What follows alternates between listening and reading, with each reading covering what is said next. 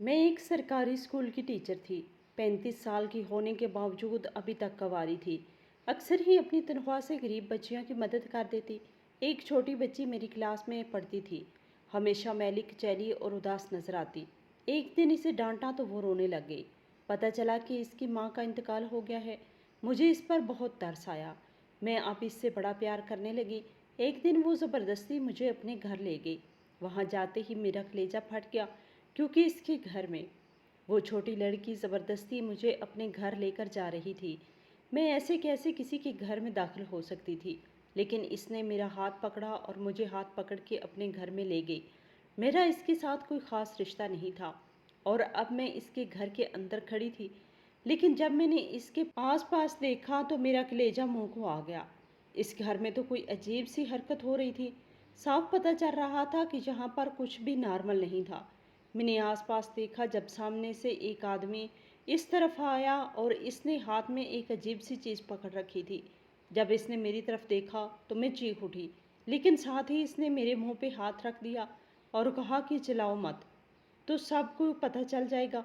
अब ये हम दोनों का राज है। और मैं हैरान रह गई कि अभी यहाँ से बाहर कैसे निकलूंगी। मेरा नाम फरखंदा जबीन है। मैंने बचपन ही से सुन रखा था कि खूबसूरती अल्लाह की नेमत है, लेकिन जैसे जैसे उम्र गुजरती गई मैंने महसूस किया कि ये नेमत एक आजमाइश भी है, क्योंकि जिस नेमत पे दुनिया रक्ष करती है वही नेमत बाज़ औक़ात इंसान के लिए जहमत बन जाती है। मैंने जब होश संभाला तो इर्द गिर्द सब की नज़रें खुद पे महसूस की। मेरे रिश्तेदार, मेरी सहेलियां, मोहल्ले की औरतें सब कहते कि फरखंदा तो इस खानदान का चमकता हुआ सितारा है। इस जैसी शक्ल और सूरत वाली लड़की शायद कई नस्लों बाद पैदा होती है। मेरी बड़ी बड़ी आंखें, पतले नैन नक्श, दूध जैसी रंगत और लंबे स्याह बाल सबको मेरी खूबसूरती की गुन गाने पर मजबूर करते थे। लेकिन मुझे इन बातों में कोई दिलचस्पी नहीं रही थी। मैंने हमेशा किताबों से दोस्ती रखी और पढ़ाई को ही अपना मकसद बनाया। न कभी किसी लड़के से बात की, न कभी किसी को अपने करीब आने दिया। वालदैन ने शुरू में कई रिश्ते देखे, लेकिन हर बार कोई ना कोई बात रह जाती। कभी अम्मी कहती कि लड़के वालों का मिजाज पसंद नहीं आया, तो कभी अब्बू को लड़के की नौकरी या ख़ानदान पर एतराज़ होता। यूं वक्त गुजरता गया। मैं तालीम मुकम्मल करके कंप्यूटर की फील्ड में आ गई। मुख्तलिफ निजी इदारों में पढ़ाती रही, लेकिन तनख्वाह कम और मेहनत ज़्यादा थी। भला आखिर किस्मत मेहरबान हुई और मेरी सरकारी नौकरी लग गई। मुझे वो दिन आज भी याद है जब पहली बार तनख्वाह मिली थी। तो मैंने कोई कपड़ा, जेवर या महंगी चीज़ खरीदने के बजाय अपने स्कूल की तलबात के लिए चीज़ें खरीदी, क्योंकि मुझे बचपन ही से दूसरों को खुश देखकर खुशी महसूस होती थी। वक्त के साथ साथ मेरे छोटे बहन भाई जवान हो गए। इनकी शादियां करवा दी, वालदैन भी इस दुनिया से चले गए और मैं तनहा रह गई। घर में एक खामोशी छा गई थी, लेकिन मैंने कभी इस खामोशी को शिकवे का रंग नहीं दिया, बल्कि इसे इबादत समझकर कबूल किया। मेरे स्कूल में कई बच्चियां ऐसी थीं जिन्हें देख के दिल दुखता था कि आज के दौर में भी गुर्बत ने तालीम के दरवाजे पे पहरा बढ़ा रखा है। लेकिन इन सब में एक बच्ची कोमल सबसे ज़्यादा मुख्तलिफ थी। कोमल की हालत देखकर दिल कट जाता। इसके कपड़े अक्सर फटे पुराने होते, बाल बिखरे रहते, जूते इतने खराब हो चुके थे कि इनमें उंगलियां तक झांक रही थी। वो हमेशा नज़रें झुकाए खामोशी से बैठती, पढ़ाई में दिलचस्पी लेती, लेकिन कभी कोई सवाल नहीं करती, कभी किसी बात का जवाब नहीं देती, ना किसी से दोस्ती करती और ना ही किसी के करीब जाती। मैंने कई बार इससे बात करने की कोशिश की, लेकिन हर बार वो नज़रें नीचे झुका लेती और खामोश हो जाती। इसकी आंखों में एक अजीब सी उदासी और खौफ होता था, जैसे वो हर लम्हा किसी अनजाने डर में जी रही हो। वो अपनी उम्र से बड़ी लगती थी, जैसे वक्त ने इसके बचपन को छीनकर इसके कंधों पे जवानी का बोझ डाल दिया हो। मेरे दिल में इसके लिए एक ख़ास नरम गोशा पैदा हो चुका था। मैं अक्सर इसके लिए कुछ न कुछ ले आती थी। एक बार देखा कि इसकी यूनिफॉर्म का गिरबियान भकटा हुआ है, तो अगले दिन नई यूनिफॉर्म ले आई। इसकी खामोशी को देख के अंदाज़ा होता था कि वो एहसान का बोझ नहीं चाहती, लेकिन वो कुछ बोलती भी नहीं थी और ना ही कभी इनकार करती। इस दफ़ा जब मैंने देखा कि इसके जूते मुकम्मल तौर पर टूट चुके हैं और चलते हुए वो पाँव घसीटती है, तो मैंने फैसला किया कि इस बार इसे अच्छे जूते लाकर दूंगी। बाजार जाकर बहुत से जूते देखे, लेकिन कोमल के नाप के और मुनासिब कीमत के जूते ढूंढना आसान न था। आखिरकार एक दरमियानी साइज़ के नरम सोल वाले जूते खरीदे। जब अगले दिन वो स्कूल आई तो मैंने इसे अलग बुलाया और जूते निकालकर इसके सामने रखे। वो कुछ लम्हे चुप खड़ी रही, फिर नज़रें नीचे किए आहिस्ता से जूतों को उठाया और बगैर कुछ कहे चुपचाप चली गई। मैं इसकी पुश्त को देखती रही। दिल में ख्याल आया कि इस बच्ची के दिल पे कितने राज छुपे हैं जिन्हें वो जुबान पे नहीं ला सकती। शायद इसे बोलने की इजाज़त नहीं, या शायद इसने बोलने की ख्वाहिश को मार दिया है। मैं जानती थी कि वो मुझसे कुछ कहना चाहती है, लेकिन खौफ या मजबूरी ने इसकी ज़बान को फकड़ लगा रखा था। इस दिन के बाद मैं अक्सर सोचती कि आखिर कोमल की ज़िंदगी में ऐसा क्या है जो इसे इस उम्र में इतना खामोश बना चुका है। मैं इसे देखती तो मुझे अपना बचपन याद आता, जब गुर्बत हमारे दरवाजे पे दस्तक देती थी, लेकिन तब भी मेरे माँ बाप मेरी ढाल बने हुए थे। और कोमल के चेहरे पे तो जैसे कोई ढाल नहीं, सिर्फ जख्मी जख्म नज़र आ रहे थे। मैंने अपने तौर पे फैसला कर लिया था कि मैं जब तक मुमकिन हुआ इस बच्ची के लिए कुछ ना कुछ करती रहूँगी, क्योंकि शायद यही मेरा मकसद है कि मैं किसी की खामोशी को सहारा दूं, किसी की बेबसी को आवाज़ दूं और किसी की छीनी हुई मुस्कुराहट वापस ला सकूं। मेरी एक साथी टीचर दोस्त थी जो मेरे ही साथ स्टाफ रूम में बैठती थी। वो खामोश तबाह थी, लेकिन बातों की गहराई को फ़ौरन समझ जाती थी। एक दिन जब ब्रेक के दौरान हम दोनों चाय पी रहे थे तो मैंने बातों बातों में इससे कोमल का जिक्र छेड़ दिया। मैंने कहा कि एक बात बताओ, जी कोमल हमेशा इतनी चुप चुप से क्यों रहती है? न किसी से बात करती है, न कभी मुस्कुराती है, बस क्लास में आती है, बैठ जाती है, छुट्टी होती ही निकल जाती है। ना कोई सवाल, ना कोई बातचीत। मेरी दोस्त ने कुछ देर सोचा और फिर आहिस्ता से कहा कि हो सकता है इसके साथ कोई हादसा हुआ हो। मैंने चौंक कर कहा कि क्या मतलब, कौन सा हादसा, कैसा हादसा? तो वो कहने लगी, देखो ना आजकल के हालात कैसे हो गए हैं, हर रोज़ किसी न किसी के साथ कुछ ना कुछ बुरा हो जाता है, कुछ कह नहीं सकते। मैंने कहा तौबा करो, कोमल तो छोटी सी बच्ची है, किसी के जिगर का टुकड़ा है, किसी की बेटी है, ऐसे सोचना भी नहीं चाहिए। इसकी खामोशी की कोई और वजह भी हो सकती है। हो सकता है इसके घर के हालात ने ऐसा बना दिया हो। मेरी दोस्त ने कंधे उचकाते हुए कहा, खैर जो भी हो, बच्ची बहुत परेशान रहती है। तुम तो वैसे भी इसका ख्याल रखती हो, इस पे नज़र रखना, शायद वो तुम पर एतमाद कर ले और कुछ बता दे। इन दिनों मैं कोमल पे ज़्यादा तवज्जो देने लगी, इसके अंदाज़ो एतवार को बारीकी से देखने लगी। वो बच्ची किसी अनजाने खौफ में मुब्तला लगती थी, नहायत खामोश और सहमी हुई। अक्सर ऐसा होता कि किसी ऊंची आवाज़ से भी चौंक जाती, या कोई उस्ताद ज़रा सख्ती से बात करता तो इसके चेहरे पे एक अजीब सी घबराहट आ जाती। एक दिन की बात है, कोमल ने क्लास का एक आसान सा काम सही तरीके से मुकम्मल ना किया था, तो मैंने रोज़मर्रा के अंदाज में थोड़ा सा डांट दिया कि बेटा ये काम तो तुम्हें मुकम्मल करके लाना चाहिए था ना, तुमने नहीं किया। अभी मेरी बात मुकम्मल नहीं की थी कि वो अचानक ज़ोर ज़ोर से रोने लगी। इसके आंसू ऐसे बहने लगे जैसे किसी ने बरसों से रोका हो, दुख एकदम बाहर निकाल दिया हो। मेरा दिल धक से रह गया। मैंने फ़ौरन इसे बाजू से पकड़ा और क्लास से बाहर ले आई, स्टाफ रूम के कोने में बिठाया और पानी का गिलास पकड़ाया। वो हिचकियाँ लेके रो रही थी। मैंने नरमी से पूछा, क्या बात है बेटा, क्यों इतना रो रही हो? तो इसने आंसू साफ करते हुए बड़ी मुश्किल से कहा कि मुझे मेरी मामा याद आ रही हैं, वो भी मुझे ऐसे ही डांटा करती थी। मैंने हैरत से कहा कि कहाँ है तुम्हारी मामा? तो इसने नम आंखों से बताया कि मेरी मामा इस दुनिया में नहीं है, वो मर गई हैं। मेरी आंखें भी बाहर आई, दिल जैसे किसी ने मुट्ठी में ले लिया हो। एक दिन सब कुछ समझ में आ गया। तभी तो इस बच्ची के बाल हमेशा बिखरे होते थे, तभी तो इसके कपड़े गंदे रहते थे, तभी तो वो हर वक्त इतनी चुप और सहमी हुई रहती थी। बेचारी मासूम बच्ची की शफकत से माँ की शफकत से महरूम हो चुकी थी। मैंने अपने आंसू छुपाते हुए इसे गले से लगाया और कहा, बेटा मैंने तो बस मामूली सी डांट दी थी, मेरी नीयत तुम्हें बुरा महसूस कराना हरगिज़ नहीं थी। I am sorry. वो सिसकियों के दरमियान बोली कि कोई बात नहीं, आप मुझे बहुत अच्छी लगती हैं, आप मेरा बहुत ख्याल रखती हैं, बिल्कुल मेरी मामा की तरह, लेकिन आप तो मेरी मामा नहीं है ना। इसकी ये बात सुनकर मेरी ज़बान गिंग हो गई, जैसे किसी ने काट दिया हो। मैं खामोश हो गई। मुझे नहीं मालूम था कि मैं इसे कैसे समझाऊं, क्या कहूं, इसे कैसे तसल्ली दूं। मगर फिर मैंने इसके आंसू साफ किए, इसके चेहरे पे हाथ फेरा और कहा, बेटा आज से मैं तुम्हारी दोस्त हूँ। अगर तुम्हें कोई मसला हो, तुम्हें परेशानी हो, दुख हो, तो तुम मुझे ज़रूर बताना, मैं हमेशा तुम्हारे साथ हूँ।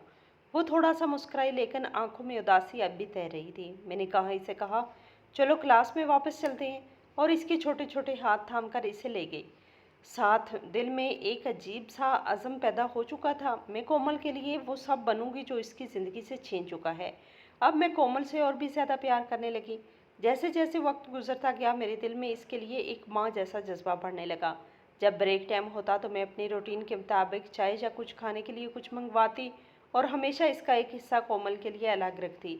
जैसे ही छुट्टी होती, मैं खामोशी से इसे बुला लेती और अपने पास बैठाकर कहती कि बेटा खाओ, तुमने भी तो सारा दिन पढ़ाई में की है। मुझे इसके साथ बैठकर खाना खाने में एक अजीब सा सुकून मिलता, जैसे बरसों बाद कोई खोई हुई शय वापस मिल गई हो। सुबह जब वो स्कूल आती तो सबसे पहले मैं ही इसका जायज़ा लेती। अक्सर इसके बाल बिखरे होते तो मैं प्यार से इसे अपने पास बिठाती और इसकी बालों में कंघी करती, सीधे करके चोटी बनाती। इसके जूते अक्सर अधूरे बंधे होते तो मैं घुटनों के बल बैठकर इसके तस्मे बांधती। वो चुपचाप मुझे देखती रहती, कभी कुछ न कहती। बस इसकी आंखों में एक अजीब सा सुकून होता और मेरे दिल को यही सुकून बेहद अजीज लगने लगा था। मुझे ये सब करते हुए एक खुशी महसूस होती थी जो किसी फ़र्ज़ के अता होने की मानती। शायद मेरे अंदर भी एक माँ थी, वो माँ जो बरसों से खामोश थी, अपनी पहचान की मुंतज़िर थी। मुझे तब ये भी एहसास हुआ कि हर औरत के अंदर एक माँ छुपी होती है, चाहे वो औलाद वाली हो या नहीं। वो माँ किसी न किसी सूरत अपना इजहार चाहती है और मेरे लिए कोमल वो ज़रिया बन गई। मैं इसके बाल बनाते हुए, इसकी छोटी छोटी बातें सुनते हुए अपने अंदर एक नामुकम्मल सी खलिश को मुकम्मल होता महसूस करती। लेकिन एक दिन मेरी दोस्त ने मुझे बहुत संजीदगी से मुखातब किया, कहने लगी, तुम कोमल के साथ बहुत ज़्यादा वक्त गुजारने लगी हो, तुम्हें एहतियात करनी चाहिए। मैंने हैरत से पूछा कि क्यों, क्या बात है? वो बोली, देखो अब वो ज़माना नहीं रहा जब लोग दूसरों के बच्चों को प्यार करते तो इनके वालिदैन खुश होते थे। अब अगर कोई किसी बच्चे से ज़्यादा प्यार करे तो लोग मशकूक नज़रों से देखते हैं, तरह तरह की बातें बनाते हैं। और फिर ये बच्ची तो वैसे भी कुछ मशकूक सी है, इसके बारे में हम कुछ नहीं जानते, ना इसके घर वालों से कोई राबता है, ना ही कोई आता जाता है। मेरी दोस्त की बात दुरुस्त थी, मेरे और कोमल के दरमियान कोई रिश्ता नहीं था। मैं ना इसकी रिश्तेदार थी, ना ही सरपरस्त। मुझे इस हद तक इसके करीब नहीं होना चाहिए था। शायद इसके घर वालों को ये सब अच्छा ना लगे, हो सकता है किसी दिन कोई शिकायत करते, लेकिन मैं क्या करती? मेरा दिल मेरे बस में नहीं था। जब मैं इसकी मासूम आंखों में देखती तो सब खदशे पीछे रह जाते। मुझे इस पर बहुत रहम आता। वो बहुत प्यारी भी थी और तन्हा थी, जिसने बच्ची का साया खो दिया। अब मेरे साथ बातें करने लगी जो खामोश रहती थी, अब मेरे साथ हंसने मुस्कुराने लगी, मेरी बातों पे मुस्कुराने लगी। तो मुझे ऐसा लगता कि इसकी छोटी छोटी खुशियाँ मेरे दिन को रोशन कर देती हैं। वो जब मुझे मुस्कुरा के देखती तो मेरे दिल पे जैसे फूल खिलने लगते। मैं जानती थी कि मैं हद से बढ़ रही हूँ, मगर ये भी हकीकत थी कि मैं अपने दिल को रोकने में नाकाम थी। कोमल मेरे लिए सिर्फ एक तलबे इल्म नहीं रही थी, वो मेरे दिल का एक नरम गोशा बन चुकी थी। एक दिन जुमे का दिन था, स्कूल में वैसे भी जल्दी छुट्टी हो जाती है। इस रोज़ भी कुछ ऐसी ही सूरत हाल थी। जब मैं कमरा जमात में अपना बैग समेट रही थी तो कोमल मेरे पास आ गई। वो हमेशा की तरह धीरे धीरे चलती हुई नज़रें नीचे किए खामोशी से आई और आहिस्ता से मेरे करीब खड़े होकर बोली कि आज आप मेरे साथ मेरे घर चलें। मुझे लगा वो शायद मजाक कर रही है। मैंने मुस्कुराकर कहा, नहीं बेटा, मैं तुम्हारे घर नहीं जा सकती, मेरा और भी काम है। मगर वो जिद करने लगी कि नहीं, आपको चलना पड़ेगा, आज मेरी सालगिरह है। मैंने चौंक कर इसकी तरफ देखा और कहा, अच्छा आज तुम्हारी सालगिरह है? तो अल्लाह तुम्हें लंबी उम्र दे, लेकिन मैं फिर भी तुम्हारे घर नहीं जा सकती बेटा। इसने बच्चों जैसी जिद की और कहा कि नहीं, आपको आना पड़ेगा। और फिर अचानक मेरे हाथ को अपने नन्हे हाथों में ले लिया और मुझे लेके चलने लगी। मैंने देखा कि वो रास्ता जानती थी, जैसे पहले से सब तय कर रखा हो। वो तेज़ी से आगे बढ़ती जा रही थी, मैं इसके पीछे पीछे थी। हम स्कूल के पीछे वाली गलियों में दाखिल हुए। वो तंग और सुनसान गलियां थी जहां सन्नाटा छाया हुआ था। मैं थोड़ी उलझन में ज़रूर थी, मगर इसके चेहरे पे खुशी देखकर खामोश रही। हम 3-4 गलियां अबूर करके एक ऐसे मकान के सामने पहुंचे जो बाहर से देखने में पुराना और टूटा फूटा लगता था। दरवाज़ा जंग आलूद और दीवारों पे सेलन के निशान थे। वो आगे बढ़ी और दरवाज़ा खोल के मुझे अंदर ले गई। घर के अंदर कदम रखते ही जैसे ही मेरे कदम रुक गए, अंदर का मंजर बिल्कुल मुख्तलिफ और तकलीफदेह था। चीज़ें बिखरी हुई थी, फर्श पे कचरा फैला हुआ था, दीवारों पे धूल जमी हुई थी। फर्नीचर तो दूर की बात, ज़मीन पे चटाइयाँ भी नहीं थी। एक अजब सी बदबू ने इस्तकबाल किया। मैंने इर्द गिर्द नज़रें दौड़ाई तो कोई इंसान नजर ना आया। सब कुछ बेतरतीब और सुनसान था, जैसे बरसों से यहाँ कोई आबाद ना हो, जैसे कोई अजनबी जगह हो। मैंने हैरत से पूछा कि बेटा, यहाँ कौन कौन रहता है? लेकिन इसने कोई जवाब ना दिया। वो आगे बढ़ी और अचानक दरवाज़ा बंद करके बाहर से ताला लगा दिया। मैं दिल धक से रह गया। मैंने ऊंची आवाज़ में कहा, ये क्या किया तुमने? दरवाज़ा क्यों बंद किया? वो बोली कि हमको घर का दरवाज़ा वैसे ही बंद करती है। मैं परेशान हो गई कि आखिर इसने ताला लगाने की क्या ज़रूरत थी। घर का माहौल तो वैसे ही डरावना लग रहा था। अब तो मेरे दिल की धड़कन भी होने लगी। मेरी दोस्त के पास याद आने लगी, ये लड़की मशकूक सी लगती है। मैंने दिल में सोचा, कहीं ऐसा तो नहीं कोमल किसी मंसूबे का हिस्सा है, वरना एक बच्ची क्यों किसी उस्ताद को यूँ ज़बरदस्ती घर बुलाए और फिर ताला लगा दे। मेरे दिल में अजीब सी घबराहट होने लगी। मैंने दोबारा दरवाजे की तरफ देखा और चुपके से ताला खोलने की इल्तिजा की, लेकिन वो बोली, अब मैं ये ताला नहीं खोलूँगी, और फिर कहका लगाते हुए वहाँ से भाग गई। इसके केके में एक अजीब सी सफाकी थी जो इसकी मासूमियत सूरत से मैल नहीं खाती थी। मैंने बेख्तियार पीछे दीवार हटकर दीवार से टेक लगा ली और अंदर के कमरों की तरफ देखा। तभी मेरी नज़र एक कमरे के दरवाजे पे पड़ी जो आधा खुला था। वहां से एक लंबे चौड़े आदमी की बाजू दिखाई दी। वो उधर से इधर चक्कर लगा रहा था। मैंने आंखें कीड़ के बेगौर देखा। इसका वजूद मजबूत और वजिया था, लेकिन इसके हरकत में बेचैनी थी। मेरा कलेजा मुंह को आने लगा। मैंने अपने हाथों की उंगलियां आपस में फंसा ली। मेरे जहन में हर तरफ अंदेशे गर्दिश करने लगे।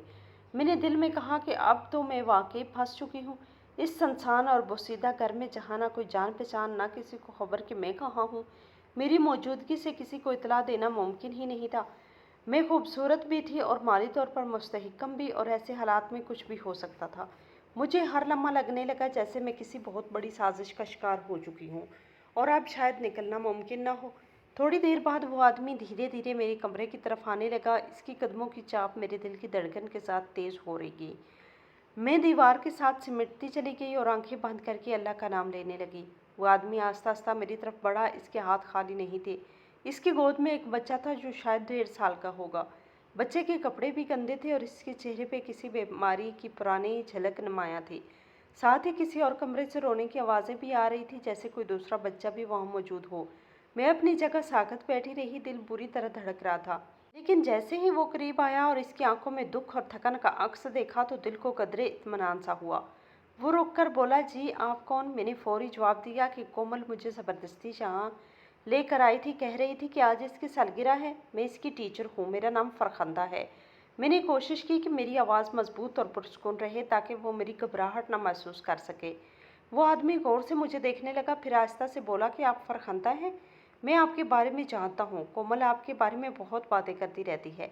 मैं हैरान रह गई कि मुझे पहले से जानता था। इसकी आवाज़ में कोई दृष्टि नहीं थी, बल्कि एक थकी हुई मायूस सी शराफत थी। इसने कहा, माफ़ कीजिए, घर की हालत बहुत बुरी है। वो फिर आहिस्ता से एक चारपाई पे बैठ गया जो एक कोने में रखी थी। इसके ऊपर से कुछ कपड़े हटाकर इसने हाथों से झाड़ा और कहा कि आप यहाँ बैठ जाए। मैं चारपाई पर बैठ गई और बच्चे को गौर से देखा। वो नींद से बेदार हुआ था, लेकिन शायद भूखा था। इसके रोने की कोशिश हल्की सिसकियों में तब्दील हो गई थी। मैंने आहिस्ता से पूछा, ये बच्चा कौन है? इसने कहा कि जी कोमल का भाई है, और इसका एक और भाई भी है जो दोनों जुड़वा पैदा हुए थे। इनकी माँ बच्चे की पैदाइश के कुछ दिन बाद ही दुनिया से चली गई। वो कमज़ोर बहुत हो गई थी और खून की कमी थी। मैं खामोश हो गई क्योंकि अल्फाज नहीं मिल रहे थे। फिर मैंने पूछा कि ये बच्चे तो बहुत छोटे हैं, क्या आपका कोई रिश्तेदार नहीं जो आपकी मदद कर सकता है? वो एक गहरा सांस लेके कहने लगा कि नहीं, इन बच्चों का कोई नहीं। इनकी माँ का तल्लक एक नीच जात से था। मेरे घर वालों ने इसे कभी कबूल नहीं किया। जब मैंने इससे मोहब्बत की शादी की तो मेरे अपने रिश्तेदारों ने मेरे साथ सारे तल्लकात ख़त्म कर लिए। इस बच्ची की माँ इस दुनिया में कोई नहीं था और मेरे घर वाले कहते हैं कि ये जमादरान के बच्चे हैं। इनके साथ हमारा कोई नाता नहीं। मैं इन्हें समझाता रहा, गिड़गिड़ाता रहा, लेकिन वो ना माने और मुझे अकेला छोड़ दिया। तब से ही बच्चों को संभालता हूँ और कोमल को स्कूल भेजने की भी कोशिश करता हूँ। अगर हालात इजाज़त देते तो आपके लिए कुछ खाने पीने का बंदोबस्त ज़रूर करता, लेकिन इस वक्त घर में कुछ नहीं है। मैंने कहा कि मुझे ये सब सुनकर बहुत अफसोस हुआ, लेकिन दिल में एक सवाल अब भी मौजूद था कि दरवाजे पे ताला क्यों लगाया गया है। इसने मेरी नज़रों का ताक़ब करते हुए कहा कि आप सोच रही होंगी कि कोमल ने दरवाजे पे ताला क्यों लगाया। दरअसल ये ताला हम हमेशा लगाते हैं ताकि कोमल कहीं बाहर ना चली जाए। वो कभी कभी बहुत परेशान हो जाती है, चुपचाप निकल जाती है, अक्सर भटक जाती है। इसीलिए मैंने आदत बना ली कि दरवाजे पे ताला लगा दिया जाए। शायद इसी आदत के तहत इसने भी आपके आने के बाद ताला लगा दिया होगा। मुझे लगा जैसे वो सच बोल रहा है और इसकी आंखों में कोई फ्रेब नहीं था। इसने कहा कि आप चलना चाहती हैं तो मैं अभी ताला खोल देता हूँ। इसने जेब से एक चाबी निकाली और दरवाज़ा खोल दिया।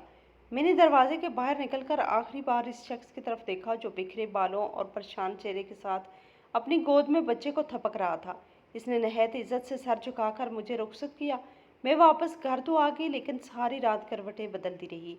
मेरे जहन में एक अकेले बाप की तस्वीर घूमती रही। वो छोटा सा बोसीधा घर, वो कमज़ोर बच्चे, और सबसे बढ़कर कोमल जिसकी सालगिरह थी, जिसने शायद इस उम्मीद से मुझे बुलाया कि मैं कुछ लम्हे इनके साथ गुजार दूँ। शायद वो चाहती थी कि कोई इनकी उदासियों का गवाह बन जाए। मैं दिल ही दिल में शर्मिंदा भी थी और अफसरदा भी कि शायद कोमल, जो हर रोज़ मुस्कुरा के मेरे सवालों के जवाब देती थी, अंदर ही अंदर इतने बड़े दुख सह रही थी। मेरी एक चाची थी जो अक्सर मेरे बारे में तंजिया बातें करती, कहती कि फरखंदा मर जाएगी लेकिन किसी की काम नहीं आएगी। इसकी बातों में जहर घुला होता वो कहती कि इसकी कभी शादी नहीं होगी, इसकी तकदीर में तन्हाई लिखी है। मुझे बचपन ही से इनकी बातों का दुख होता था, लेकिन मैं चुप रहती। दिल में एक छोटा सा ख्वाब दबा रखा था कि कभी न कभी मेरा भी एक घर होगा, एक ऐसा घर जहाँ मेरा अपना शोर होगा, मेरे बच्चे होंगे और मैं इनके लिए खाना बनाऊंगी, इनको तैयार करूंगी, इनकी फिक्र करूंगी। लेकिन वक्त गुजरता गया, मेरी बहनें अपने घर की हो गई, भाइयों ने भी अपनी दुनिया बसा ली। इनको मेरी परवाह नहीं थी। अगर मैं फ़ोन ना करती तो वो महीनों मुझे याद ना करते थे। मैं जैसे इनकी ज़िंदगी में थी ही नहीं। फिर मैंने कोमल के घर जाना शुरू कर दिया। मैं वहाँ गई तो दिल दहल गया। घर की हालत बहुत ख़राब थी। मैंने सारा घर साफ़ किया, फर्श धोया, बर्तन मांजे, कपड़े धोए। फिर बच्चों को संभालने में हमजा की मदद की। इसने मेरा बहुत शुक्रिया अदा किया कि वो इन बच्चों की इतनी मोहब्बत से देखभाल करता है। अब मैं हर दूसरे तीसरे दिन वहाँ जाने लगी, खाना बना के ले जाती, वहाँ जाकर बच्चों को संभालती, इनको खिलाती, नहलाती, सुलाने की कोशिश करती और सारा दिन काम करती जो एक औरत अपने घर में करती है। मुझे इन बच्चों से इंसानियत होने लगी थी। कोमल मुझसे लिपट जाती और कहती, मेरी अम्मी जैसी हो आप। जब भी मैं वहाँ वापस आती तो दिल बहुत भरा भरा सा रहता। एक दिन हमसा ने मुझे रोकते हुए कहा कि लोग पूछते हैं ये औरत कौन है जो तुम्हारे घर क्यों आती है और बार बार आती है। मैं नहीं चाहता कि आपका नाम खराब हो, आप बदनाम हो जाए। आपने मेरे बच्चों के लिए बहुत कुछ किया, मैं इस एहसान को कभी नहीं भूलूंगा। मैंने खामोशी से बात सुनी। इसने कहा कि जिसने हमें हमारे बुरे वक्त में इस बुरे वक्त की वजह नहीं बन सकते। जब रिश्तों के नाम ना हो तो लोग बातें बनाते हैं, इल्ज़ाम लगाते हैं, बदगुमानी फैलाते हैं और हमें इनकी बातों का सामना करना पड़ता है। मैंने हमजा की आंखों में देखा और धीरे से कहा, अगर आपको बुरा ना लगे तो इस रिश्ते को कोई नाम दे देते हैं ताकि लोगों की ज़बान बंद हो जाए और हमें भी कोई शर्मिंदगी ना हो। हमजा मेरी तरफ देखता रह गया जैसे इसने मेरी बात सुन ली हो, लेकिन समझने की हिम्मत ना हो। वह हैरान होकर बोला, क्या मतलब? मैंने नज़र झुका ली और कहा, अपने मुंह से तो कुछ नहीं कह सकती, लेकिन अगर आप चाहें तो मैं हमेशा के लिए इस घर में रहना पसंद करूंगी। इसने एकदम से अपने हाथ से चेहरा ढांप लिया, रोने लगा। मैं घबरा गई। मैंने पूछा, क्यों रो रहे हैं? तो वो बोला, खुशी के आंसू हैं। मुझे भी ये बात आपसे कहनी थी, लेकिन मैं हिचकिचा रहा था क्योंकि मैं सोच रहा था कहीं ऐसा ना हो कि आप समझे कि मैं खुदगर्जी में कह रहा हूँ। मुझे बच्चों के लिए एक औरत चाहिए, लेकिन ऐसा नहीं। मैंने हमजा की बात पूरी होने से पहले कहा कि बच्चों को संभालने की बात हो या ना हो, लेकिन मैं आपके साथ रहना चाहती हूँ, इन बच्चों को अपनी औलाद की तरह पालना चाहती हूँ। इस दिन हमजा ने मुझे कोई और बात करने नहीं दी। इसने सब कुछ खुद संभाला और इस दिन बाद मेरे घर अपने चंद करीबी रिश्तेदारों के साथ आया। मैंने अपनी चाची को बुलाया और इन चंद बड़े रिश्तेदारों को भी जो अभी जिंदा थे, इनके सामने बात हुई और बड़ी सादगी से मेरा और हमजा का निकाह हुआ। ना कोई जहेज ना तकरीब, बस दो दिलों का एक पाक रिश्ता जुड़ गया। मेरा घर अपना था जबकि हमजा किराए के घर में रहता था। मैंने इससे कहा कि अब ये घर तुम्हारा है, हम और बच्चे जहाँ रहेंगे। वो शोहर था और दोनों बच्चे मेरे थे। अब मैं इनकी माँ थी। मैंने घर के सारे काम बाहम बांट लिए। सुबह मैं स्कूल जाती तो वो बच्चों को संभालता और शाम को वो अपने काम पे जाता तो मैं बच्चों का ख्याल रखती। हमारी ज़िंदगी एक खूबसूरत रूटीन पे चलने लगी। कोई झगड़ा ना, शिकायत ना, कमी ना ज्यादती, बस एक दूसरे का ख्याल रखने वाली ज़िंदगी। मैंने कभी सोचा भी ना था कि मेरी किस्मत में एक मुकम्मल घर होगा, मेरा शोर होगा जो मेरे जज्बात की कदर करेगा, बच्चे होंगे जो मुझसे लिपट के सोएंगे, मेरे हाथ के बने खाने को शौक से खाएंगे, मेरी हर बात सुनेंगे, मेरी दवाएं लेंगे। मैं अंदर से जितनी खाली थी अब इतनी ही भर गई। मेरे अंदर की औरत मुतमिन थी, मुकम्मल थी, खामोश थी, जिसकी ख्वाहिश सिर्फ एक घर थी और वो ख्वाब पूरा हो चुका था। अब कोई कुछ कहे मुझे फ़र्क नहीं पड़ता था क्योंकि मैं जानती थी कि अब मैं किसी के काम आ चुकी हूँ। अब मैं वो नहीं रही जैसे चाची ताना देती थी कि मर जाएगी लेकिन किसी के काम नहीं आएगी। अब मैं एक बीवी थी, एक माँ थी और एक घर वाली भी थी और यही मेरी असल कामयाबी थी। हमारे माशरे में सबसे आसान काम किसी पे तकनीद करना है और सबसे मुश्किल काम किसी का साथ देना है। दूसरे लोगों की ज़िंदगियों पर तबसरा करने में देर नहीं लगाते, मगर जब किसी को सहारे की ज़रूरत होती है तो सब पीछे हट जाते हैं। ऐसी ही बेशुमार औरतें हैं जो अपनी उम्र गुजार रही हैं, लेकिन इनके नसीब में कोई रिश्ता नहीं लिखा जाता, कोई दर नहीं खुलता, कोई हाथ नहीं बढ़ता, कोई साथ नहीं देता। और दूसरी तरफ ऐसे बहुत से मर्द भी हैं जो बीवियों की दुनिया से चले जाने के बाद अकेले हो जाते हैं। बच्चे इनकी जिम्मेदारी बन जाते हैं, मगर इनकी तरफ कोई औरत देखना पसंद नहीं करती क्योंकि माशरा इन्हें एक बोझ समझता है। ये एक ऐसा खला है जिसे सिर्फ वही समझ सकता है जो खुद इससे गुजर रहा हो। एक माशरा ज़रा सी वसअत कल्बी दिखाए, अगर लोग दूसरे के फैसलों को इज्जत देना सीखें, अगर मर्द और औरत एक दूसरे के दुख को समझकर इस तरह के रिश्ते अपनाएं, तो न सिर्फ बेहयाई का खात्मा मुमकिन है बल्कि सैकड़ों जिंदगियों को सहारा भी दिया जा सकता है। क्योंकि ये रिश्ते जिस्मों से नहीं दिलों से बनते हैं। ये कुर्बानी मांगते हैं, समझदारी मांगते हैं, बर्दाश्त मांगते हैं। मुझे सब कहते थे कि दिन बच्चों के बाप से शादी कर ली। कोई कहता कि तुमने अपनी उम्र से बड़े मर्द को शोर बना लिया। कोई कहता कि ये औरत तो आखिरी सहारा ढूंढ रही है। और हमजा को भी ताने मिलते कि बीवी कम और माँ ज़्यादा उम्र वाली औरत को ले आया है। हमने जो फैसला किया वो किसी मजबूरी या लालच की बुनियाद पे नहीं किया, बल्कि एक ज़रूरत को पाकीज़ा तरीके से पूरा करने के लिए किया। हमने एक दूसरे को इज्जत दी, एतमाद दिया और माशरे की बातों को खुद पर असरअंदाज नहीं होने दिया। आज जब मैं अपने इर्द गिर्द इन औरतों को देखती हूँ जो महज उस खौफ से कि लोग क्या कहेंगे अपने आप को तन्हाई के हवाले कर चुकी हैं, या इन मर्दों को देखती हूँ जो बच्चों को पालने में उलझ कर खुद को ख़त्म करते जा रहे हैं, तो दिल करता है कि सबको जाकर कहूँ कि थोड़ा सा हिम्मत करो, थोड़ा सा समाज की आवाज़ों को नज़रअंदाज करो। अगर दो तन्हा इंसान एक दूसरे का सहारा बन जाएं तो इससे बड़ा कोई नेकी का काम नहीं हो सकता, क्योंकि ये ज़िंदगी सिर्फ जीने का नाम नहीं बल्कि किसी के साथ जीने का नाम है। मैं और हमजा आज भी इकट्ठे हैं, वही सादा ज़िंदगी, वही खुशियाँ, वही बच्चे, वही रूटीन। मगर एक फ़र्क है, आज हम किसी की नज़रों में अजनबी नहीं, आज हम मुकम्मल ख़ानदान की शक्ल में माशरे के सामने मौजूद हैं, और यही हमारी सबसे बड़ी फ़तह है। हमने ज़िंदगी को एक मौका दिया और इसने हमें खुशियों से भर दिया। अगर नीयत साफ़ और जज्बा सच्चा हो तो हर रिश्ता पाकीज़ा होता है और हर फैसला कामयाब होता है। तो कैसी लगी आज की कहानी आपको? कमेंट बॉक्स में अपनी राय का इजहार ज़रूर करें, और मज़ीद इस तरह की कहानियों के लिए हमारे चैनल को सब्सक्राइब करें और वीडियो लाइक करें।